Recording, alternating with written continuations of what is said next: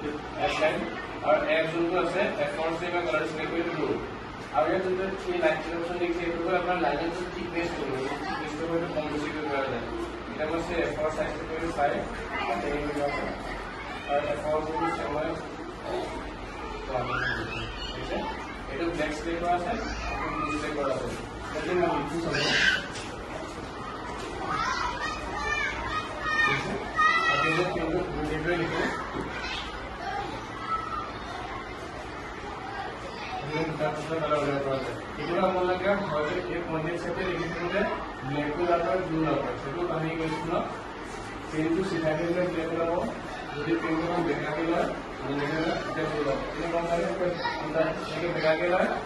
স্ক্রিনে হবে আপনি কনসার্ট করে সেখানে বেশি সারফেস এগুলো সারফেস কভার করছে না এখানে এগুলো ব্লু লাগে এখানে লিখতে এই বস্তুটা শিখাকে নেব